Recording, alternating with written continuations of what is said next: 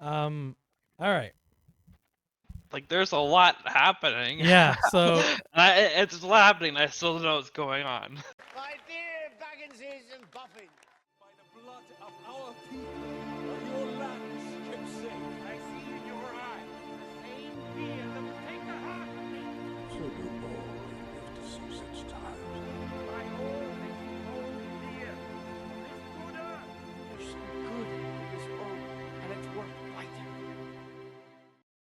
welcome back, everyone. We are talking about the Rings of Power Season 2 trailer that just dropped. We are a week late on this, but I wanted to talk about this in part because there is some there's some news, I should say, regarding Season 2, and that is it is getting a higher rating. So Season 1 was rated 13 plus, and this this is going to be rated, I believe, adults only. Let me see the exact rating. Yeah, so Season 2 Rings of Power, adults only. So they're going for the 18 plus, whereas 18. Oh no. yeah, So these people who were 13-year-olds watching it yeah, last season they're only 15 now. They can't watch this. yeah. So the I forget which of the original trilogy, but one of them was a 16 plus. Fellowship was a 7 plus. So Fellowship was for everyone, and I think yeah, the other one was like 14. Yeah. So Fellowship had the least, and then it kind of got progressively more age restricted, whereas this one is going to be 18 plus. So that's the first thing. Now, I don't know if that's good or bad. For me, I think it's an interesting change and something that that this show maybe needs to give it some authenticity in the eyes of people. There's a way to do it. Obviously, Peter Jackson was able to do it for everyone, 7 plus. Like everyone can see the Fellowship. Um, so there's a way to do it to give it some authenticity. But this show had some silliness to it, and giving it a higher rating. I didn't need it to go to 18 plus, but giving it a higher rating definitely has it feel a bit more impactful when it comes to certain moments because what they can now show. So they can have a bit more gore to it. Obviously, there's a lot of battles here, so we might get to see some violence that otherwise we wouldn't have been able to see. They can swear a bit more. I don't know if that's good or not. But anyway, let's talk about the trailer, and we just keep in mind that this is going to be an 18 plus show now. So the trailer, I really like it. To be honest, Yeah, there's a lot going on. Yeah. I'm a fan. I have seen a lot of channels talking about it and not being a fan. Potentially lore breaking stuff that they're trying to. Well, I mean, I think you gotta ignore lore at this point. Like Oh, we are dealing with fan fiction at this exactly, point. exactly. That's what I don't understand. We've already done this. We've already done this in season 1. We know it's fan fiction, so you just got to go with it now. Does this work as fan fiction or not? Not whether or not it works with Tolkien, because personally, I don't care. I've said this from the beginning of this channel. We're about the visual representation of this world. That means Peter Jackson's trilogies, and now this, and then the War of the Rohirrim, and then the Hunt for I mean, Gollum. yeah, technically Peter Jackson's is fan fiction too. Exactly. Yeah. People pointed it out then. We've pointed it out, and I think it's the better for it. And Yeah. so this show could do that. I don't think they will get there, just because there's just so many silly things that happen in season 1 that they would have to really win me over to get this to be on that level. I saw some really cool stuff in here though. So the battles look like they have a large scale to them, and they look like you're gonna actually feel the battle. Something that Peter Jackson did wonderfully in his original trilogy is those battle scenes. So it's gonna be tough to live up to. And then like the set pieces look even bigger than before. So some of these scenes, it looks like we are seeing parts of the Elven capital that look they look changed, but in a way that still makes you recognize them, and they feel more alive. Before, I still liked the set design, but it kind of felt a little sterile. Before, like it just felt like there was, it was almost set in its ways, and like the trees were not alive in the sense that trees are alive and they grow and change. This looks like it's changing. The landscape looks like it's going through some changes. The characters are going through some changes. Obviously, Sauron Yeah, is changing. I didn't get the impression of Elrond being a big warrior in the first season. No, but We here, know here we know he's- we know he has to step into that. yeah, eventually, and so- Galadriel has to eventually come out of that a little bit. That's later on, we think. But yeah, Elrond looks like he's starting to pick up the mantle a bit. Sauron obviously has changed, because we made fun of the wig before. I know people are gonna hate on that, so I'm just like, look, I don't know if I love it or not. I think it's kind of funny, kind of fun. I just have to kind of move past it. If you hate it, just let it go. Because he looks the exact same. Yeah. Except the wig. But the thing is, It's like, here's I it want- is funny to think like this is the shapeshifter. Yeah. This is what he does. He just oh yeah, he was a shapeshifter. Yeah, he just had a collection of wigs. And you yeah, Sauron the wig maker. So like, yeah, you just have to move past it, and because here's the thing, we're not going to litigate this every episode. Like when we're watching the season 2, we're not going to go through and start every episode with Sauron's wearing a wig. Like, no, we're like, look, we're going to be one and done with it. We made fun of it. He looks the same. But I like the actor, so I'm glad he's still in the show. But like all of these characters look like they're going through some massive changes and trauma, which is good because everything felt a little Yeah. too relaxed in that first go. But even like it looks like there's a scene. I'm trying to like freeze frame it. There's a scene in which Sauron is like walking across some stone. That looks like he's back on Numenor, and well, I think he is supposed to corrupt exactly. Pharazôn. Yeah, so it looks like he's there causing its destruction, and that set piece looked great. Then we get some of the elves again, and their whole area looks like it's undergoing a lot of change and a lot of stress because of the evil in the world. Oh, and Adar. So it's a different actor playing Adar. And I thought it But he looked looks- good. I thought it looked. He looks fine. Yeah, Yeah. it looked very similar, like enough that it could almost be like the same guy that's kind of slightly changed his face. I don't know. Like it looks. Yeah. I wouldn't have if you didn't point it out to me. I wonder how long it would take me to notice because it is different. Like I would notice. Like it is clearly different, but it's not so egregious that you like that's a different guy without even like seeing his full face and hearing him talk. The battles look pretty big and spectacular. Galadriel gets captured at some point. I mean, this could be a very exciting season. Yeah. yes. You get my least favorite actor might just completely change my mind if we see how this Celebrimbor. Celebrimbor guy, if he's able to pull off this descent into madness, he might. I might eat my words. I mean, it looks Like it looked good. He looked good in that one. it looks like I might get sad. Yeah. Yeah, He it looked. He looked like he was. Like it looked good. He looked like he was He's doing a going great through job. something. Yeah, and just there's like madness in his eyes, and Sauron, like the Halbrand actor who's got a wig on, looks great. Like his facial expression now that he's no longer Halbrand is really on point with what I expected from an evil villain. Like his eyes look evil now. Before, Halbrand didn't look. His eyes looked kind of caring, which is a criticism I've always had, is that he kind of deceived himself, almost like he was kind of falling for Galadriel. It seemed. That's gone. He's no longer. He's evil now. Then there's like, we didn't really see a ton of the Harfoots or of Maybe they're trying to get away from yeah, that. or of Gandalf. which is good. If they minimize Yeah, the but hard I cuts, know that they're gonna have to, because they're gonna take we're pretty sure he's Gandalf, right? yeah. He's got to meet Tom Bombadil.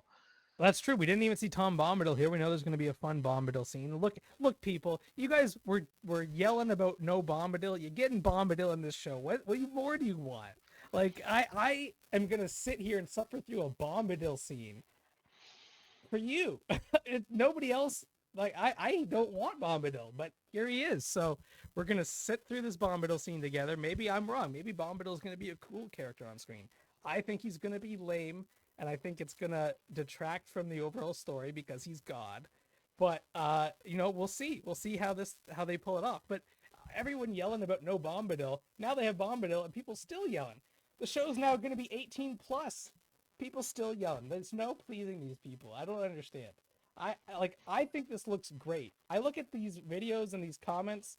Um, like, So what? Actually, and now I'm curious what's gonna happen oh with. wait, look at the comments. They're all positive. Oh, really? So, what? It's been a while. What's the old human's name? That has the seller, and he sides with Adar. Oh, Waldrig. Waldrig, because he's like loyal to Sauron, right? Yeah. So what's gonna happen when Sauron shows up and Yep. he's still with this Adar guy? Is he Yep. gonna be like, I'm gonna go over to this Sauron guy? I don't know. Yeah, I mean, I really Like, hope. could Adar be part of Sauron's plan? Yeah, no. Could Waldrig be part of Sauron's means of taking down Adar? Yeah, so like Adar does not like Sauron. We know that because he feels Yeah. Sauron basically used the orcs as But that was fodder. even in the trailer. He says Sauron's my enemy too. We Yeah. can fight him together. So- So we could see people teaming up with Yeah. Adar and his orcs to fight Yep. Sauron. And I really hope Waldrig is still in it. Please let him live and get him in this. He's a great actor, and he carried some of those scenes in season 1. So please let him at least like have some small parts in here. But I'm looking at these comments. Comments are positive. So there's some haters out there who are like, "Oh, this is bad. Tolkien's crying. All this." No. Honestly, this looks great, and I think it's a huge change from season 1. I just want to read something. This is a quote that Tolkien has. He wrote this in a letter to a person named Milton Waldman. I don't know who that is. It was in 1951. Here's the quote. I would draw some of the great tales in fullness and leave. Scope for other minds and hands, wielding paint and music and drama. He's basically saying, when he's writing this kind of lore, he's doing it in the way that real world mythology is done. In that he has kind of started it, and now other minds can shape it as they come later and build upon what he has begun. So for all the people that think Tolkien was like a Tolkien purist himself, it's wrong. We know this to be wrong in multiple letters and in the way he changes his very own lore himself. So again, we know it's not exactly to Tolkien's lore. They don't even have access to it. So this is something I've been wanting to talk about, and this might be the perfect time to do it. The new movies, War of the Rohirrim and The Hunt for Gollum, and this show all have access to the exact same material.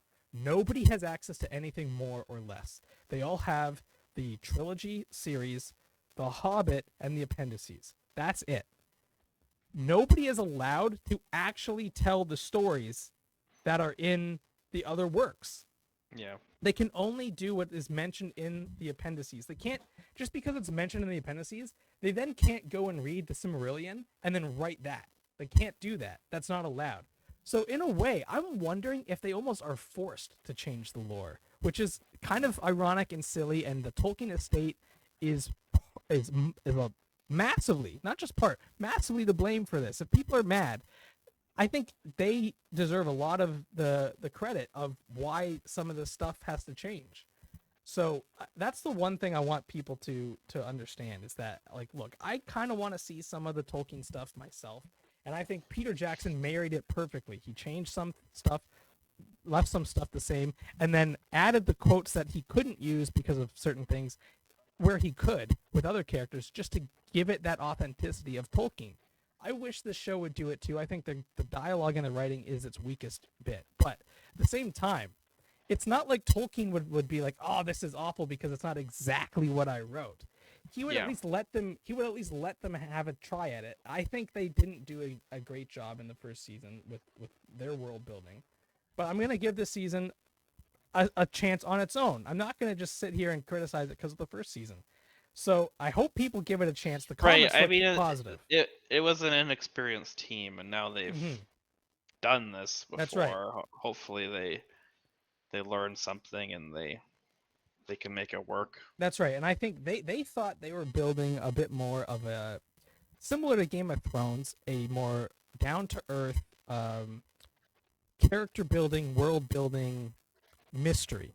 Like Game of Thrones season 1 is a mystery about what's going on, who's killing all these people in King's Landing, and trying to figure out, like, Ned is trying to figure things out. He's trying to figure out who's coming after Robert, who's coming after the previous Hand of the King, like all this kind of stuff.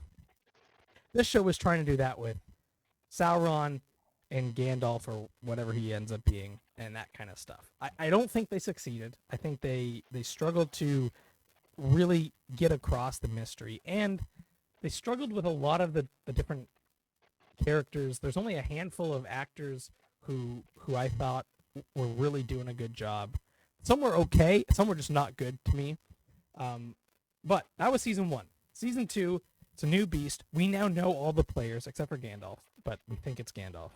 But we know everyone else. So now it's no longer a mystery. It's show us what the point of this is. Show us what are these characters' motivations.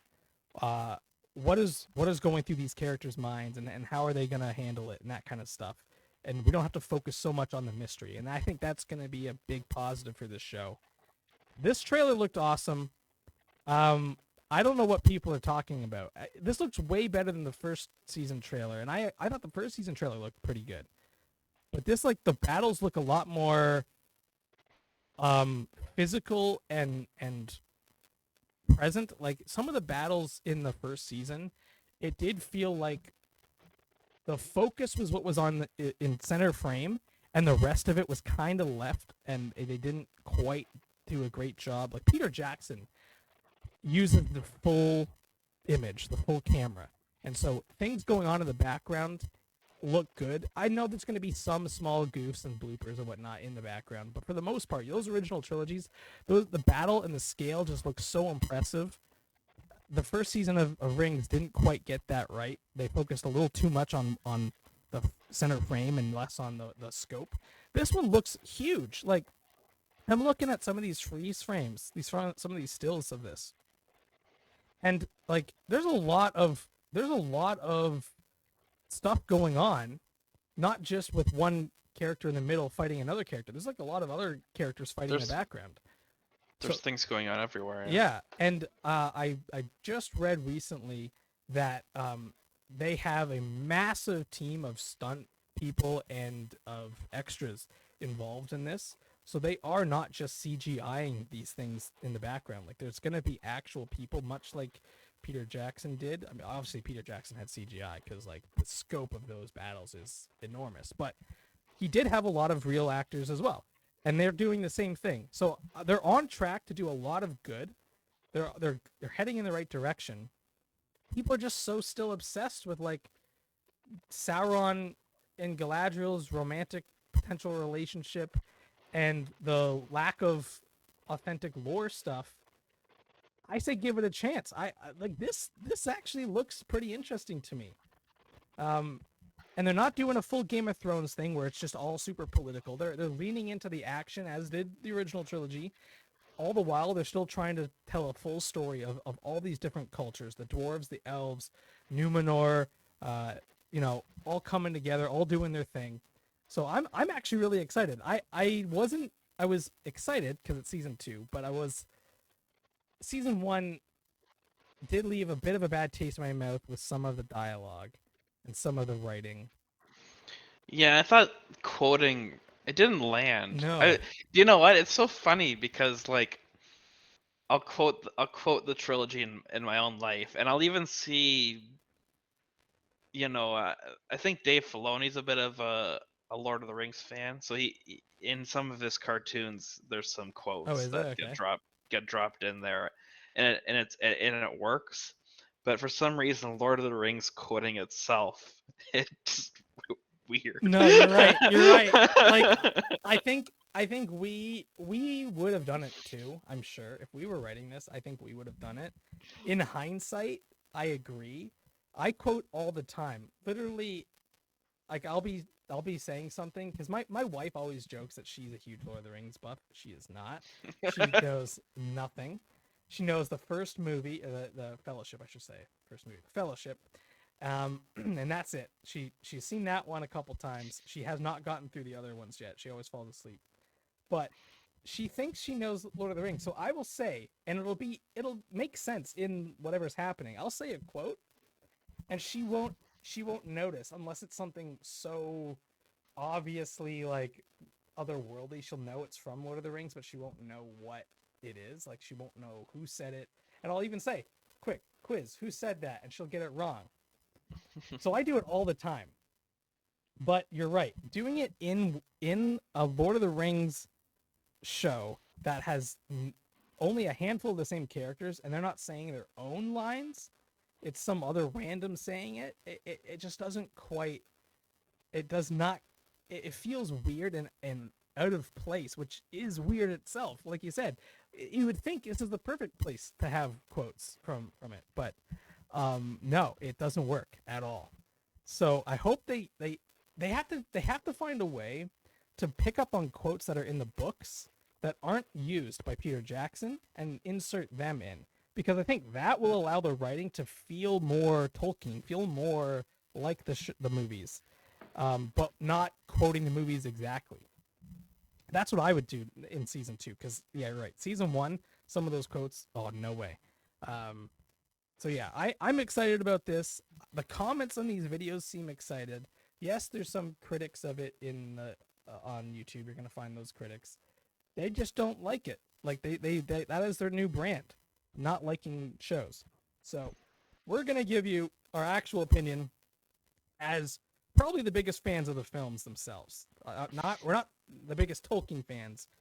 We're movie fans, and so we're gonna give you our opinion on if it lives up to Peter Jackson's vision of Lord of the Rings or not. And I'm hopeful it at least comes close. It's at least in the right direction, is all I can say for now from this trailer.